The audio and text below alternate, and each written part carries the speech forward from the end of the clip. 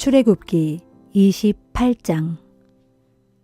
너는 이스라엘 백성들 가운데서 내 형 아론과 아론의 아들들인 나답, 아비후, 엘르아살, 이다말을 불러 나를 섬기는 제사장으로 삼아라. 너는 내 형 아론이 입을 거룩한 옷을 짓되 품위 있고 아름다운 예복을 지어야 한다. 또 너는 내가 지혜를 주어 옷 만드는 일에 남다른 솜씨를 지닌 자들에게 아론이 입을 제사장 예복을 짓게 하여라. 그래서 아론이 그 옷을 입고 내 앞에서 거룩한 제사장의 일을 하여 나를 섬기도록 하여라. 그들이 지어야 하는 제사장의 예복은 가슴바지, 에봇, 에봇에 받쳐 입는 겉옷, 술을 놓아 짠 속옷, 머리에 쓰는 관, 그리고 허리띠이다. 또 그들이 옷을 만드는 데 쓸 재료는 금실, 청색실, 자주색실, 홍색실, 그리고 가늘게 꼰 모시실이다. 에봇은 금실, 청색실, 자주색실, 홍색실, 가늘게 꼰 모시실로 정교하게 짠 옷감으로 지어야 한다. 에봇의 양 끝에는 에봇을 조일 수 있는 어깨끈 2개가 달려 있어야 한다. 에봇 위로 잡아맬 띠는 에봇을 지을 때와 같이 금실, 청색실, 자주색실, 홍색실, 가늘게 꼰 모시실로 정교하게 짜서 에봇에 붙여야 한다. 그런 다음에 줄마노 2개를 가져다가 그 보석에 이스라엘 아들들의 이름을 새겨라. 나이 순서대로 보석 하나에 6지파의 이름을 새기고 다른 보석에 다른 6지파의 이름을 새겨라. 보석을 새기는 자가 인장을 새기듯 너는 이스라엘 아들들의 이름을 그 2 보석에 새긴 후에 그 보석들을 금태에 박아라. 이 2 보석을 박은 금태를 에봇의 2 어깨끈 위에 달아라. 그 2 보석은 이스라엘 백성의 기념물이다. 이렇게 아론은 주 앞에서 그들의 이름을 양 어깨에 달고 다니며 기념해야 한다. 또 금으로 고리들을 만들고 순금으로 된 사슬을 노끈 꼬드꼬와 2줄로 만들어 그 고리들에 달아매라. 너는 판결을 내리는 데 쓸 가슴바지를 짜라. 에봇을 짜는 방식대로 금실, 청색실, 자주색실, 홍색실, 가늘게 꼰 모시실로 무늬를 놓아가며 짜야 한다. 2 겹으로 네모나게 가슴바지를 만들어야 하는데 길이와 너비가 각각 1뼘이 되게 하여라. 그리고 보석 12개를 4줄로 가슴바지에 끼워 박아라. 첫째 줄에는 홍옥수와 황옥과 취옥을, 둘째 줄에는 홍옥과 청옥과 백수정을, 셋째 줄은 풍신자석과 마노와 자수정을, 넷째 줄에는 감남석과 줄마노와 벽옥을 박아야 한다. 또 이 보석들은 모두 금태에 끼워 박아 넣어야 한다. 보석이 12개인 까닭은 이스라엘의 아들들이 12명이기 때문이다. 보석마다 이스라엘 12지파의 이름들을 하나씩 인장처럼 새겨 넣어라. 순금으로 꼬아 만든 사슬을 가슴바지 위에 붙이고 금고리 2개를 만들어 가슴바지 양쪽 끝에 달아라. 또 순금으로 모아 만든 2 사슬을 가슴바지 양쪽 끝에 붙인 2 금고리에 매고 그 2 순금 사슬의 다른 쪽 2 끝은 에봇의 어깨끈 앞쪽에 매도록 하라. 금고리 2개를 만들어 가슴바지의 양쪽 끝, 곧 에봇의 양 옆구리 안깃에 달아라. 금고리 2개를 또 만들어 에봇의 어깨끈 양쪽 앞자락 가장자리에 가까운 에봇띠 조금 위쪽에 달아라. 청색실로 꼰 줄을 가슴바지의 고리들과 에봇의 고리들에 꿰어 가슴바지가 에봇띠보다 조금 위쪽에 자리 잡아 에봇에서 떨어지지 않도록 하여라.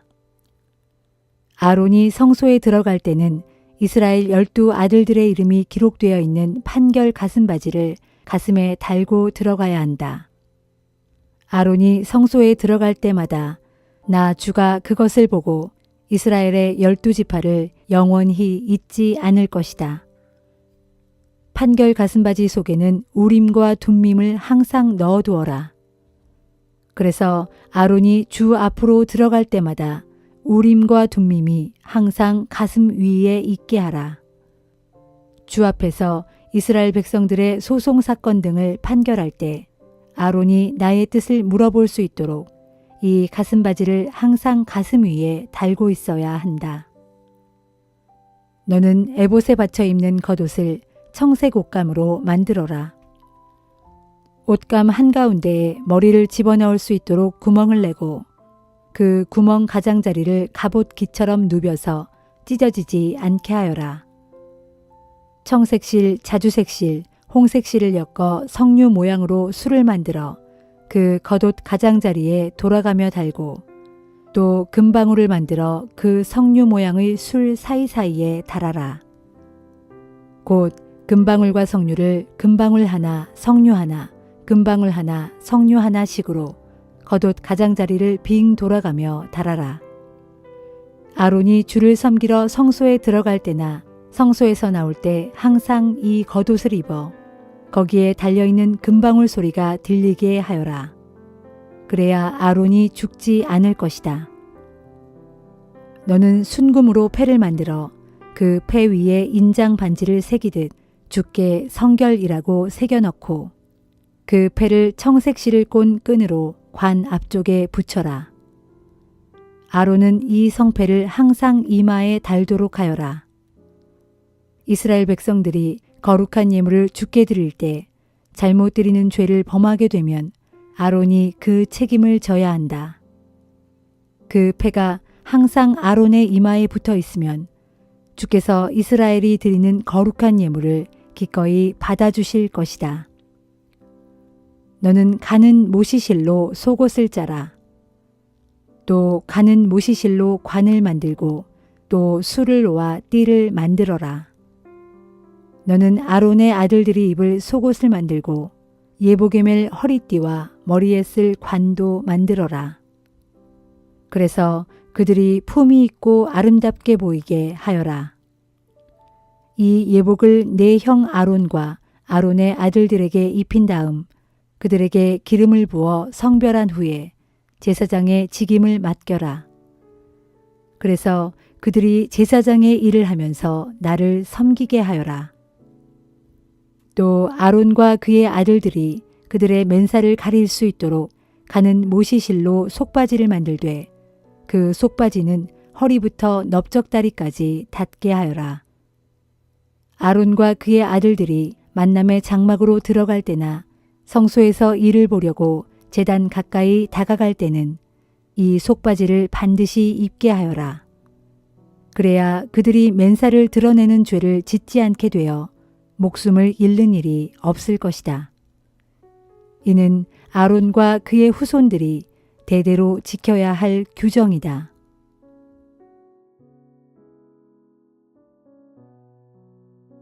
요한복음 7장.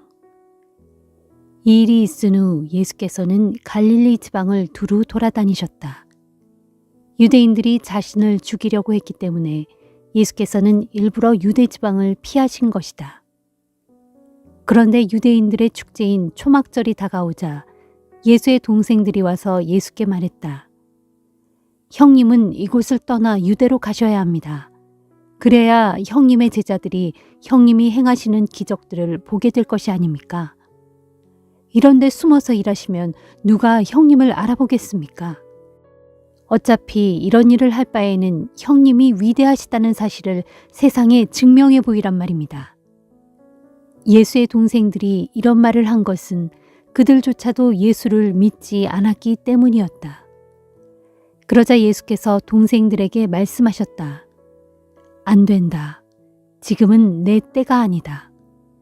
너희들이야 때를 가릴 필요가 없겠지. 세상 사람들이 너희를 미워하지 않는다. 그러나 세상 사람들은 나를 미워한다. 그것은 그들이 악을 행하고 있다고 내가 증언하기 때문이다. 너희는 명절을 지키러 예루살렘에 올라가거라. 하지만 나는 이번 명절에는 올라가지 않겠다. 아직 내 때가 되지 않았기 때문이다. 이 말씀을 하시고 예수께서는 갈릴리 지방에 그대로 머무르셨다. 예수의 동생들이 모두 명절을 지키러 올라가자 예수께서도 사람들의 눈에 띄지 않게 몰래 예루살렘에 올라가셨다. 명절 기간 동안 유대인 지도자들은 예수를 잡아가려고 누구 예수를 본 사람이 없느냐 하고 묻고 다녔다. 예루살렘에 모여든 사람들은 예수에 대해 이러쿵저러쿵 수군거렸다. 어떤 이들은 예수를 훌륭한 분이라고 했고 어떤 이들은 민중을 기만하는 사람이라고 했다. 하지만 유대인 지도자들이 두려웠기 때문에 아무도 예수에 대하여 드러내놓고 말하지는 않았다. 명절 기간이 절반쯤 지났을 무렵 예수께서는 성전뜰에 들어가서 무리를 가르치기 시작하셨다. 유대인들은 예수의 말씀을 듣고 크게 놀라워하며 말했다. 이 사람은 배운 적이 없는데도 어떻게 저런 것들을 터득했을까? 예수께서 말씀하셨다. 나의 가르침은 내 것이 아니라 나를 보내신 분에게서 온 것이요. 당신들 가운데 누구든지 참으로 하나님의 뜻을 행하려는 사람이 있다면 그 사람은 내 가르침이 하나님으로부터 온 것인지 아니면 내가 내 마음대로 말하는 것인지를 알 수 있을 것이요. 누구든지 자기의 생각대로 말하는 사람은 그 자신의 영광을 추구하는 사람이요. 그러나 자기를 보내신 분의 영광을 위해 일하는 사람은 참된 사람이며 그 사람에게는 거짓된 것이 없소. 모세가 당신들에게 율법을 주지 않았소? 하지만 당신들 가운데 누구도 율법을 지키는 자가 없소. 당신들은 어찌하여 나를 죽이려고 하시오? 그러자 사람들이 말했다. 당신은 분명 귀신 들렸소. 대체 누가 당신을 죽이려 한단 말이오? 예수께서 말씀하셨다. 당신들은 내가 한 가지 기적만 행해도 모두가 놀라고 있어. 그러나 당신들도 할례에 대한 모세의 율법에 따라 안식일에 할례를 베풀고 있지 않소. 사실 할례에 대한 전통은 모세가 정한 것이 아니라 그 이전의 조상들에게서 비롯된 것이다. 이처럼 당신들의 자녀들이 안식일에 할례를 받는 것이 안식일에 관한 율법을 어기는 것이 아니라면 내가 안식일에 사람의 몸을 고친다고 해서 당신들이 어찌 내게 분개하는 것이오.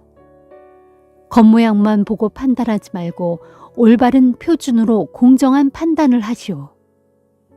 그때 몇몇 예루살렘 사람들이 수군거렸다. 유대인 지도자들이 죽이려고 하는 사람이 바로 이 사람이 아닌가? 그런데 이 사람이 여기에서 터놓고 공공연히 가르치고 있는데도 그들이 아무 말도 못하고 있는 것을 보니 그들도 이 사람이 그리스도라고 내심 결론을 내린 것이 아닌가. 하지만 우리는 이 사람이 어디서 왔는지 다 알고 있다. 그러나 정말 그리스도가 오실 때는 그가 어디서 오는지 아무도 모를 것이 분명하다. 그러자 성전에서 아직 가르치고 계시던 예수께서 큰 소리로 말씀하셨다. 그렇소. 당신들은 내가 어디서 났고 또 어디서 자랐는지 다 알고 있어. 그러나 나는 내 마음대로 세상에 온 것이 아니요. 나를 세상에 보내신 분은 참 되시오. 당신들은 그분에 대해서 알지 못하고 있어. 그러나 나는 그분을 잘 알고 있어. 내가 그분에게서 왔고 또 그분께서 나를 보내셨기 때문이요. 이 말을 듣고 사람들은 예수를 붙잡아 가려고 했지만 아무도 예수께 손을 대는 자가 없었다. 아직 그의 때가 이르지 않았기 때문이었다. 하지만 거기에 모인 사람들 가운데는 예수를 믿는 사람들도 많았다. 그들은 이렇게 말했다. 그리스도가 달리 오신다고 해도 이분이 보여주신 것보다 더 많은 표적들을 보여줄 수는 없을 것이다. 바리새파 사람들은 예수에 대해 사람들이 이렇게 수군거리는 것을 들었다. 그래서 대제사장들과 바리새파 사람들은 성전 경비병들을 보내어 예수를 체포하라고 했다. 예수께서 그들에게 말씀하셨다. 내가 당신들과 여기에 있을 시간도 잠시뿐이요. 나는 나를 보내신 분에게로 돌아갈 것이요. 그러면 당신들은 나를 찾아도 찾지 못할 것이고 내가 있는 곳에 당신들이 오지도 못할 것이요. 유대인들은 서로 수군거렸다. 이 사람이 도대체 어디로 가려고 하기에 우리가 찾을 수 없을 것이라고 하는가? 유대인들이 흩어져 사는 헬라로 가서 헬라 사람들을 가르칠 셈인가? 또 자기를 찾아도 찾지 못할 것이다 라느니 자기가 있는 곳에 우리는 가지 못할 것이다 라는 말은 대체 무슨 뜻인가? 명절의 마지막 날 예수께서 일어나 사람들에게 큰 소리로 말씀하셨다. 누구든지 목마른 사람은 다 내게로 와서 마시십시오. 나를 믿는 사람은 성경에 기록된 말씀대로 그의 안에서 생명수가 강같이 흘러나올 것입니다. 이것은 훗날 예수를 믿는 사람들이 받게 될 성령을 두고 하신 말씀이었다. 하지만 그때는 아직 예수께서 하늘의 영광 가운데로 돌아가시기 전이어서 성령이 사람들에게 임하지 않았다. 이 말씀을 듣고 군중 가운데 더러는 이분은 틀림없이 그 예언자시다 라고 말했다. 그러자 어떤 사람들은 이분이야말로 그리스도시다 라고 했고 또 다른 사람들은 어떻게 갈릴리에서 그리스도가 나올 수 있단 말인가? 성경을 보면 분명 그리스도는 다윗의 혈통을 쫓아 다윗이 살던 베들레헴에서 태어날 것이라고 하지 않았던가 라고 말했다. 이렇게 예수를 두고 사람들의 의견이 여럿으로 갈라졌다. 그리고 그들 중에는 예수를 붙잡아 가려고 하는 사람들도 있었지만 아무도 예수께 손을 대지는 못했다. 성전 경비병들이 맨손으로 그냥 돌아오자 대제사장들과 바리새파 사람들이 호통을 쳤다. 왜 그 자를 잡아오지 않았느냐? 경비병들이 대답했다. 우리는 지금껏 한 번도 그분처럼 말씀하시는 것을 들어본 적이 없습니다. 바리새파 사람들이 어이가 없다는 듯 말했다. 그래서 너희도 넘어가 버렸단 말이냐? 유대인 지도자들이나 우리 바리새파 사람들 중에는 그 자를 믿는 사람이 아무도 없다. 율법이라고는 아무것도 모르는 이 어리석은 군중들은 저주받은 작자들이다. 그때 남몰래 예수를 찾아간 일이 있던 유대인 지도자 니고데모가 그들 중에 섞여 있다가 입을 열었다. 우리 율법으로는 어떤 사람을 판결하기 전에 먼저 그 사람의 말을 들어보거나 그 사람이 행한 일을 알아보도록 되어 있지 않소. 그러자 바리새파 사람들이 빈정거렸다. 당신도 갈릴리 출신이요? 성경을 자세히 살펴보시오. 갈릴리에서 예언자가 나온다는 말이 도대체 어디에 있단 말이오? 그리고 그들은 뿔뿔이 흩어져 각자 자기 집으로 돌아갔다.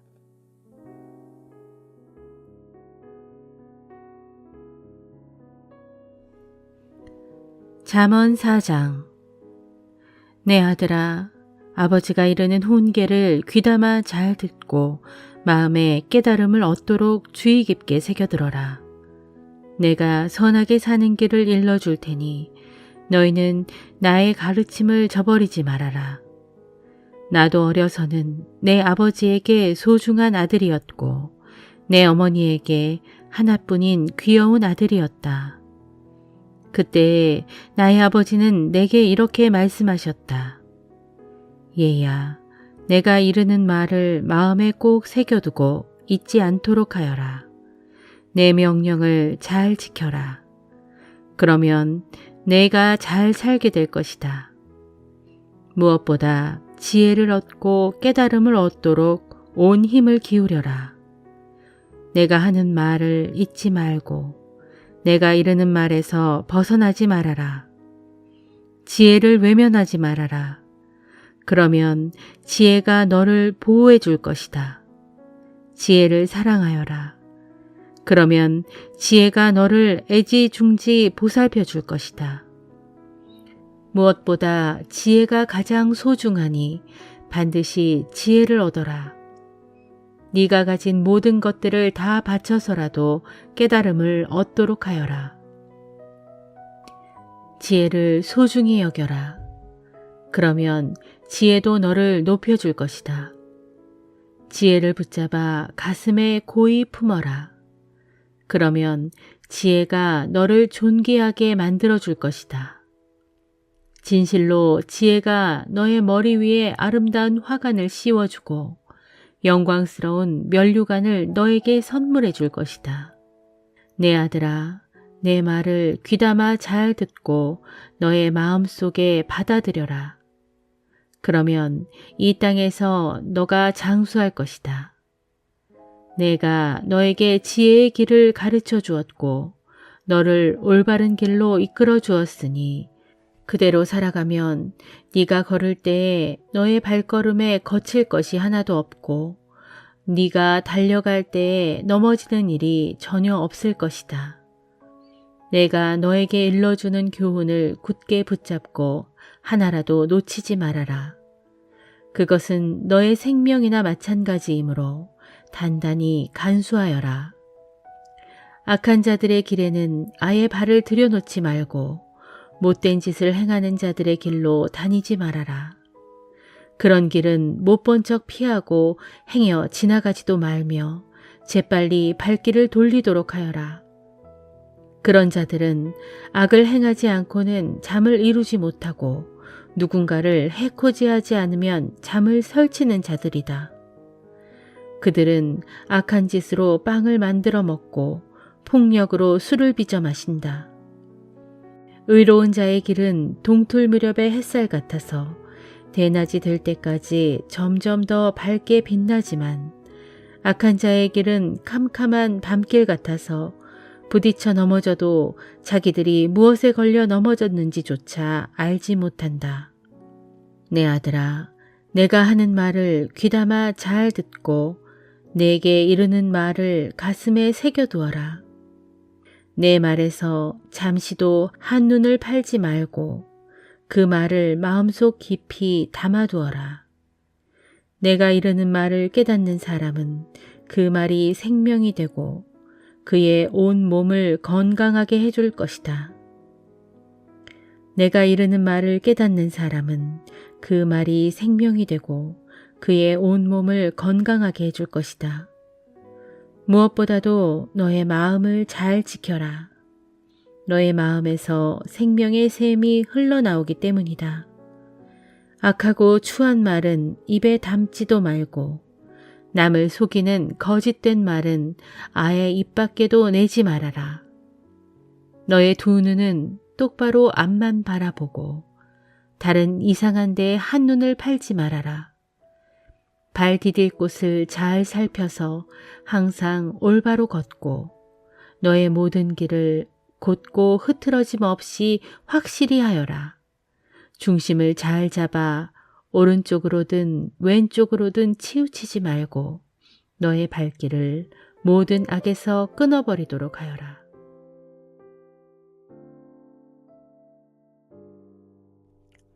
갈라디아서 3장. 갈라디아 사람들이여, 왜 그리 어리석은 것입니까? 십자가에 못 박히신 예수 그리스도의 모습이 여러분의 눈앞에 선한데도 도대체 누가 여러분을 미혹했습니까?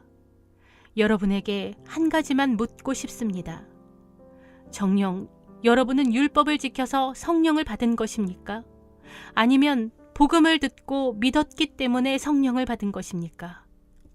여러분은 왜 그렇게 어리석습니까? 처음에는 성령으로 시작했다가 결국에는 인간적인 노력으로 의롭다 인정받으려 애쓰고 있으니 말입니다. 여러분은 복음을 위해 그렇게 고난을 당하고서도 이제 와서는 모든 것을 헛된 일로 만들어버릴 작정입니까? 정말로 그 모든 고난이 헛일이었단 말입니까?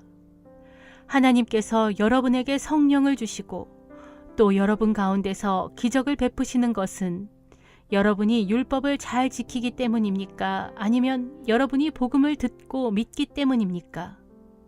아브라함을 생각해 보십시오.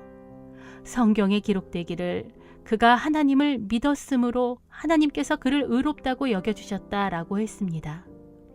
그러므로 믿는 자들이야말로 참으로 아브라함의 자손이라는 것을 부디 아시기 바랍니다.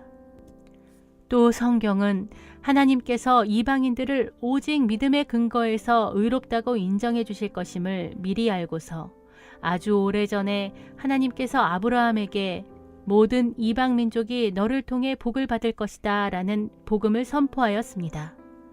그러므로 믿음을 가진 사람들은 모두가 믿음의 사람인 아브라함과 함께 복을 받습니다. 하지만 율법의 행위에 의지하여 의롭게 되려는 사람은 모두 저주 아래에 놓여 있습니다. 성경에 기록되기를 하나님의 율법책에 기록된 것들을 항상 지켜 행하지 않고 하나라도 어기는 사람은 다 저주를 받을 것이다 라고 했기 때문입니다. 그러므로 율법의 행위로는 그 누구도 하나님 앞에서 의롭게 될 수 없다는 것이 너무나 명백합니다. 왜냐하면 성경에 기록되기를 의인은 오직 믿음으로 말미암아 살 것이다 라고 했기 때문입니다. 율법은 믿음을 바탕으로 하지 않습니다. 오히려 누구든지 율법을 잘 지키기만 하면 그 사람은 율법으로 인해 살 것이다 라고 하였습니다. 그리스도께서는 우리가 받아야 할 저주를 대신 받으심으로써 우리를 율법의 저주에서 구해주셨습니다. 나무에 달린 자는 누구든지 저주를 받은 자다 라고 성경에 기록된 대로 그리스도께서 저주를 받으신 것입니다. 이처럼 그리스도께서 우리를 위해 대신 저주를 받으신 것은 하나님께서 아브라함에게 주신 복을 이방인들에게까지 미치게 하고 또한 우리도 믿음으로 말미암아 약속된 성령을 받게 하시기 위함입니다. 형제들이여, 우리의 일상생활에서 예를 들어봅시다. 사람들 사이의 계약도 일단 서명을 하면 아무도 그 계약을 무효로 하거나 또는 무엇을 덧붙여 변경할 수가 없습니다. 하나님께서도 아브라함과 그의 자손에게 약속을 하셨는데 약속을 하실 때 하나님께서는 많은 사람들을 뜻하는 자손들이라는 표현을 사용하지 않으시고 단 한 사람을 뜻하는 자손이라는 표현을 사용하셨습니다. 여기에서 그 한 사람 자손은 곧 그리스도를 가리킵니다. 내가 말하고자 하는 핵심은 이것입니다. 아주 오래전에 하나님께서 아브라함과 이미 맺은 언약을 그때로부터 430년 후에 생긴 율법이 무효화해서 그 약속을 취소시킬 수 없다는 것입니다. 만일 하나님께서 우리에게 주시는 하늘나라의 유업이 율법에서 비롯된 것이라면 그것은 더 이상 약속으로 말미암은 것이 아닙니다. 그러나 하나님께서는 약속을 통하여 오직 은혜로 아브라함에게 그런 하늘나라의 유업을 거저 주셨습니다. 그러면 율법은 무엇 때문에 주신 것입니까? 그것은 약속하신 그 자손이 올 때까지 죄가 무엇인지 깨닫도록 하기 위해 덧붙여 주신 것입니다. 율법은 천사들을 통해 한 중개자의 손으로 우리에게 주어졌습니다. 이처럼 율법은 두 당사자 중 어느 한편에만 속하지 않는 중개자를 통해 간접적으로 주어졌지만 약속은 오직 한 분이신 하나님에 의해 우리에게 직접적으로 주어졌습니다. 그렇다면 율법은 하나님과의 약속과는 상반되는 것일까요? 결코 그렇지 않습니다. 만일 율법이 사람을 살릴 수 있도록 주어졌다면 의롭게 되는 것도 분명 율법에서 비롯되었을 것이기 때문입니다. 하지만 성경은 온 세상이 죄 아래 갇혀 있다고 선언합니다.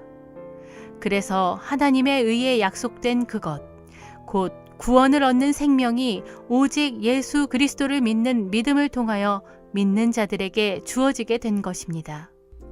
이런 믿음이 오기 전까지 우리는 율법에 의해 감시를 받는 죄인들로서 장차 올 믿음이 나타날 때까지 죄의 감옥에 줄곧 갇혀 있어야 했습니다. 그래서 결과적으로 율법은 믿음의 주체이신 그리스도께서 오실 때까지 우리를 그분께로 인도하는 가정교사의 역할을 하였습니다. 그것은 우리로 하여금 율법으로가 아니라 오직 믿음으로 의롭다함을 인정받게 하기 위해서입니다. 그러나 마침내 그 믿음이 왔으므로 이제는 우리가 더 이상 율법이란 가정교사 아래 있을 필요가 없게 되었습니다. 이제 여러분은 모두 그리스도 예수를 믿음으로써 그분 안에서 하나님의 자녀가 되었습니다. 여러분은 모두 세례를 받고 그리스도와 연합하여 하나가 되었으므로 곧 그리스도로 옷 입은 사람들이기 때문입니다. 이제는 유대인과 헬라인, 종과 자유인, 남자와 여자의 차별이 있을 수 없습니다. 여러분은 모두 그리스도 예수 안에서 하나이기 때문입니다. 여러분이 그리스도께 속한 사람이라면 여러분은 모두 아브라함의 자손이요 또한 하나님의 약속에 따라 하늘나라의 유업을 이어받을 상속자들입니다.